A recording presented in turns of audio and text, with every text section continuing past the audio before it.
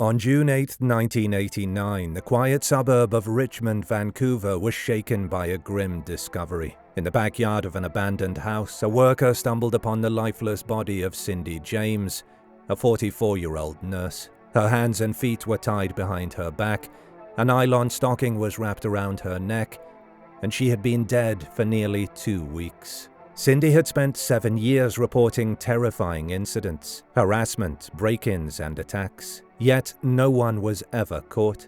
Did Cindy fall victim to a cunning and ruthless stalker? Or was she hiding a dark secret, with her own mind becoming her greatest enemy? Today, we will talk about the mystery of Cindy James's disappearance, exploring possible theories to find out what most likely happened.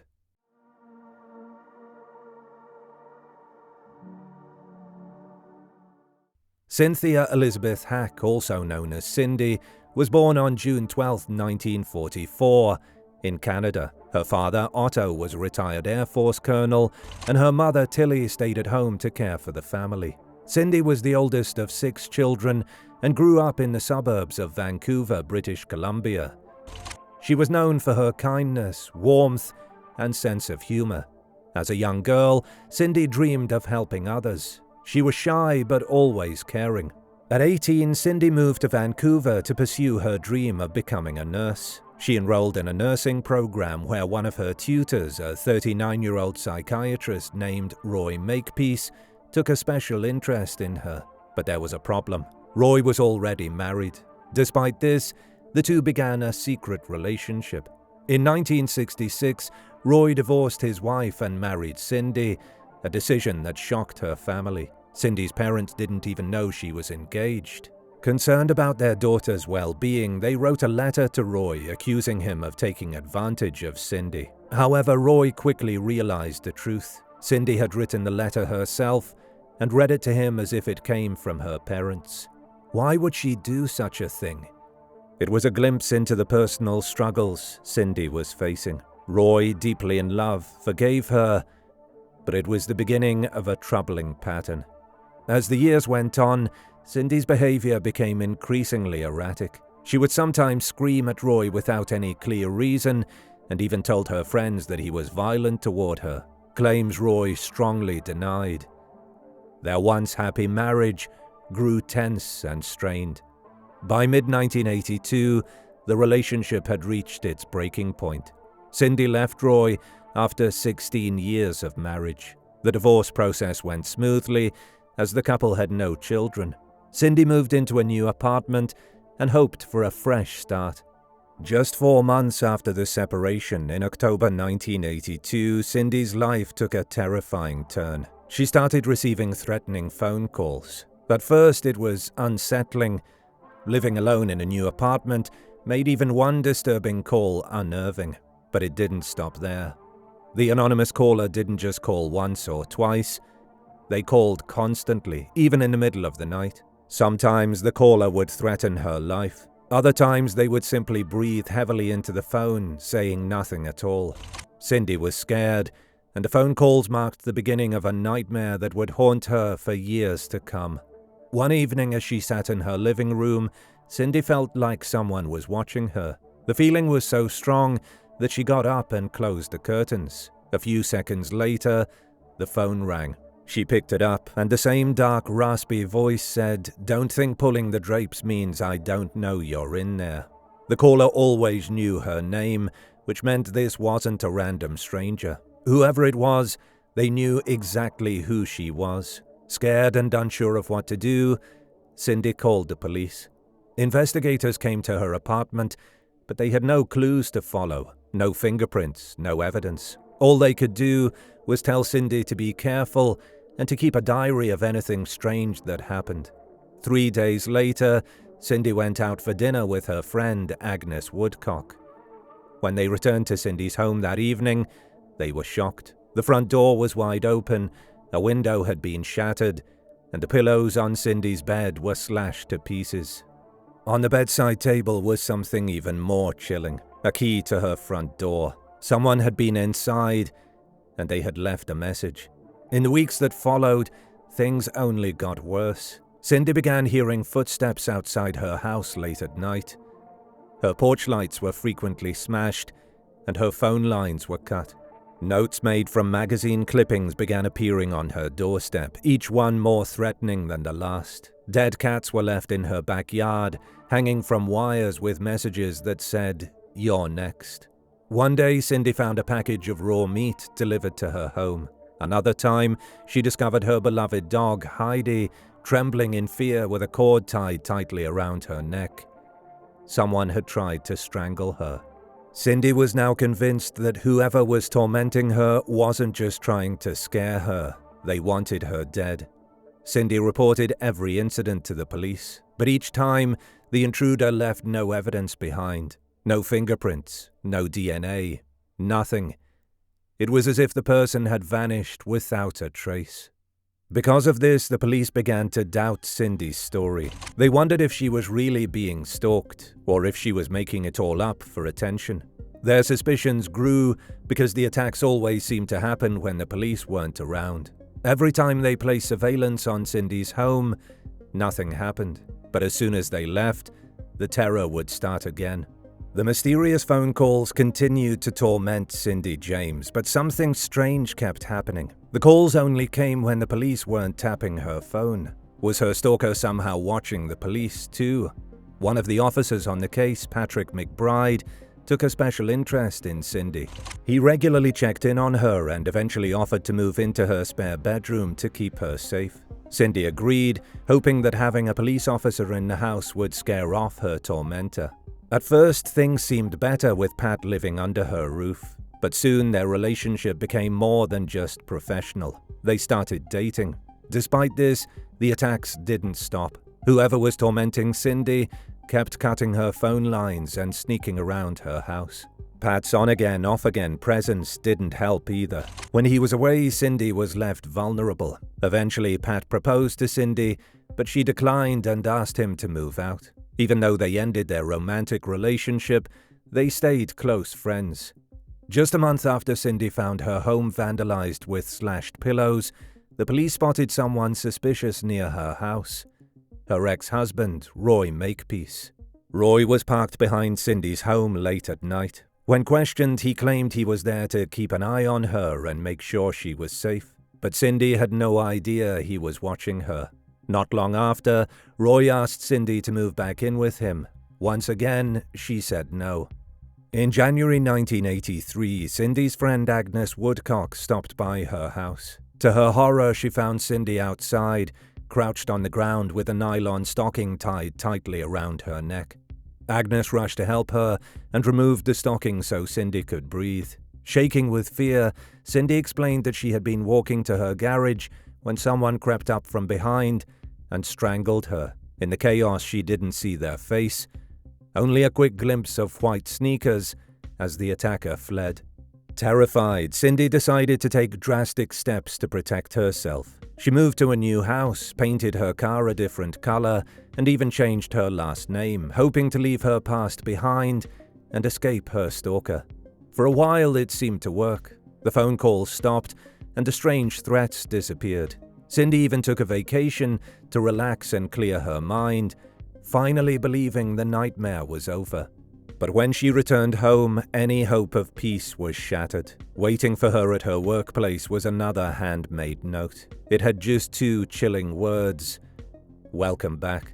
Frustrated by the lack of progress from the police and feeling like no one believed her, Cindy James decided to take matters into her own hands. She hired a well-known private investigator named Ozzy Caban.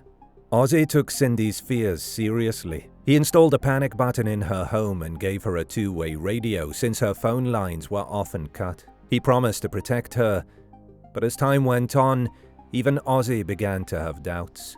Cindy sometimes acted strangely. She was vague in her answers and often withheld information from the police.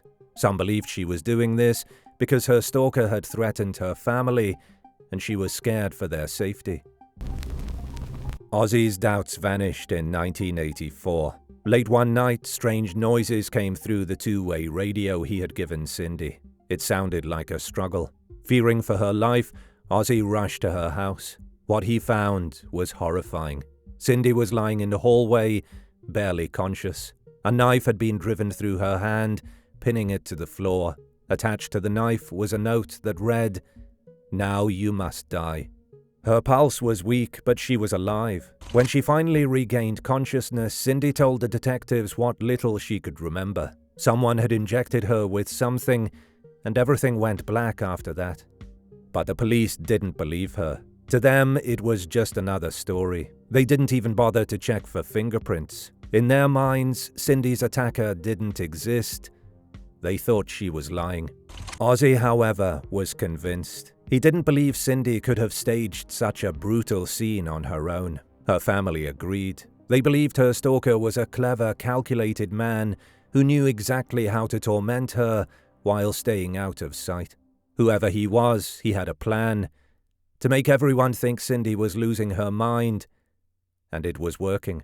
The constant fear, threats, and disbelief from those around her pushed Cindy to the edge. She became overwhelmed with anxiety and was eventually admitted to Lionsgate Psychiatric Hospital.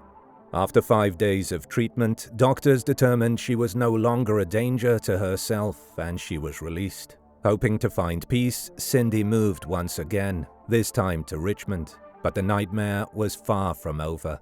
If she thought things couldn't get any worse, she was wrong. The terror was only beginning. On December 5, 1985, Cindy James was found barely conscious in a ditch 6 miles from her home. She was wearing only a man's work boots, rubber gloves, and little else. Her body was covered in cuts and bruises, and she was suffering from severe hypothermia. Once again, a nylon stocking was wrapped tightly around her neck, showing signs of her mysterious tormentor. But when questioned, Cindy couldn't remember what had happened or how she ended up there. The terrifying incident pushed Cindy's friends Agnes and Tom to take action. They began staying overnight at Cindy's house, hoping their presence would finally give her some peace and allow her to sleep without fear. For a while, it worked. The harassment stopped, and life seemed to settle down. But peace was short-lived. In April 1986, Agnes and Tom were asleep at Cindy's house when they woke up to the smell of smoke. The downstairs rec room was on fire. They quickly discovered that the phone lines had been cut, and the panic button Ozzy Caban had installed was disconnected. Panicking, they ran outside to wake a neighbor and call for help. Standing near the curb was a man. Desperate, they shouted, "Call the fire brigade."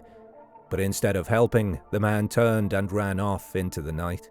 When investigators arrived, they found no signs of a break-in. This led the police to conclude that the fire must have been started from inside the house, possibly by Cindy herself. But Agnes and Tom insisted that was impossible. Cindy would never endanger our lives, they argued. In May 1986, the pressure became too much for Cindy. She told friends and family she couldn't take it anymore. The threats, the fear, and the sleepless nights had become unbearable. She confided that the only way to escape the torment was to end it herself. Fearing for her safety, Cindy was hospitalized once again. Doctors diagnosed her with several mental health disorders, including schizophrenia, paranoia, and psychopathy. She was placed under observation and released after a short time. Near the end of that year, Cindy's ex-husband, Roy Makepeace, received a disturbing phone call. The voice on the other end was cold and threatening. 2 weeks later, the nightmare escalated once more. Cindy was found comatose inside her car. Her hands and feet were tightly bound behind her back, and electrical tape covered her mouth, making it difficult for her to breathe. When she regained consciousness, Cindy told her sister she believed her brain had been damaged due to lack of oxygen. But the police had grown tired of Cindy's stories. They dismissed the incident and refused to investigate further. For Cindy James, the nightmare was far from over, and this time it seemed no one was willing to help. For 3 long years, the police stopped paying much attention to Cindy James. Her reports of threats and attacks were ignored, but everything came to a tragic end on May 25, 1989, the day Cindy vanished. That evening, Cindy's friend Agnes went to her house. They had made plans to meet, but Cindy wasn't there. It was strange. Cindy never missed an appointment. Soon after, Cindy's car was found parked at a shopping mall. Inside the car were freshly bought groceries, a wrapped gift for a friend's child, a bank deposit receipt from earlier that day. But outside the car, things looked much worse. Blood was smeared on the driver's door, and items from Cindy's wallet were scattered underneath the vehicle. It looked like there had been a struggle. 2 weeks passed. There was no sign of Cindy anywhere. On June 8, 1989, a blue-collar worker walked into the yard of an abandoned house just 1.5 miles from Cindy's home. In the grass, he found Cindy's lifeless body.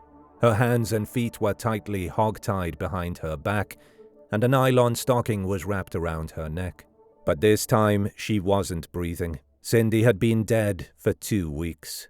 The autopsy revealed that Cindy died from a lethal dose of morphine and other sedatives. A needle mark was found on her right arm. However, no syringe or drug paraphernalia was found at the scene, raising questions about how the drugs were administered.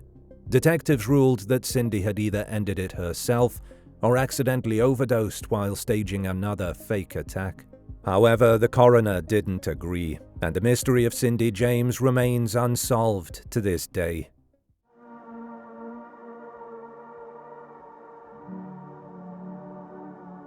Theory 1. Someone killed Cindy. Many people, including Cindy's friends, family, and private investigator Ozzy Caban, believe Cindy was murdered. They think someone tied her up, injected her with drugs, and left her in that yard. Ozzy was sure Cindy's body hadn't been in the yard for 2 weeks. It was easy to see the entire yard from the road, so he believed someone killed her somewhere else and later moved her body there. The scene looked suspicious. There was no syringe or drug equipment found near Cindy, which made it unlikely that she injected herself. If someone killed her, who could it have been? Some people think it might have been her ex-husband, Dr. Roy Makepeace. Roy had reasons to be upset. Cindy left him, and it was no secret he wanted her back. Not long after their breakup, the strange harassment began. Roy also had access to the drugs found in Cindy's system because he was a doctor. He knew how to use them and might have used his medical knowledge to scare Cindy and make her seem unstable. Once he was even caught parked outside her house, watching her without her knowing. But when Cindy accused Roy during a phone call, he denied everything. He sounded convincing, and there was no proof he was involved. Another person some people suspect is Pat McBride, Cindy's ex-boyfriend. Pat was a police officer and knew all about her troubles. He stayed in her house to protect her and later asked her to marry him, but Cindy said no. It's possible Pat was behind the calls and threats to get closer to her. Maybe he wanted her to feel scared and vulnerable so she would depend on him. As a cop, Pat knew how to hide evidence and avoid getting caught. He also knew when the police were watching Cindy's house and when they weren't. But like with Roy, there was no solid evidence linking Pat to the crime. Some believe it wasn't Roy or Pat, but a stranger who became obsessed with Cindy. This person could have followed her, left the scary notes, and called her with that raspy voice. But after 7 years of terror, the police never found this mysterious person, and no one ever saw them. Theory 2. Cindy did this to herself. Another theory is that Cindy staged all the attacks and threats to make it look like someone was after her. Maybe during one of these staged incidents, something went wrong, and she accidentally injected too much of the drugs, leading to her death. There were hundreds of incidents, but no one ever found fingerprints, DNA, or any clues that someone else was involved. Every time the police watched Cindy's house, nothing happened. The calls and attacks only happened when no one was looking. This made some people think Cindy might have been in control the whole time. Cindy had been diagnosed with mental health problems like paranoia and schizophrenia. It's possible she believed someone was after her, even if it wasn't true. Some experts think Cindy might have had a split personality, where one part of her believed she was the victim, while another part was the attacker. Her family and friends couldn't believe she would harm herself. But if she truly believed someone was tormenting her, she may have done it without even realizing it. The final scene, Her tied hands and feet was difficult to explain. Some people think it's impossible to hogtie yourself, but others say it's not impossible if you're determined. The missing syringe at the scene is another mystery. If Cindy injected herself, where did the syringe go? Did someone take it, or was it overlooked? The lack of evidence only adds to the confusion, making it hard to know what really happened.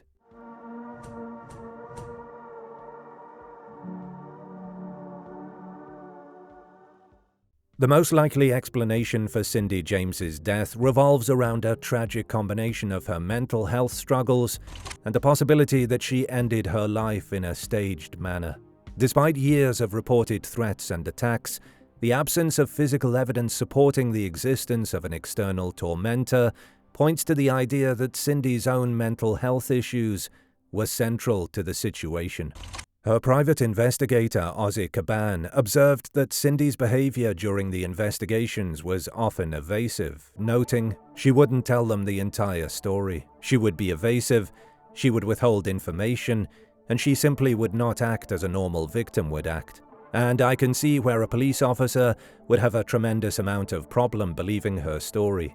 This lack of transparency raises doubts about the truthfulness of her claims, suggesting that the supposed stalker might not have been real. Notably, the expert who replicated the knotting on her hands and feet confirmed that the bindings could have been tied by Cindy herself. Reporter Neil Hall said, "The morphine wouldn't have taken effect for, say, 15 minutes to half an hour. The knot specialist who came in and recreated the same type of knots and the way she was tied up, it took him 3 minutes." However, Otto Hack, Cindy's father, questioned how she could have tied herself up after ingesting such a large amount of drugs, stating, "There is no way that she could have been able, after ingesting that amount of drugs, to tie herself up." Despite this, he remained adamant that someone else was responsible for her death, reflecting his refusal to accept that his daughter could have ended her life in such a manner. For over 6 years, Cindy's claims of harassment were investigated, but no solid evidence ever emerged. Even during surveillance by the police, no incidents were observed.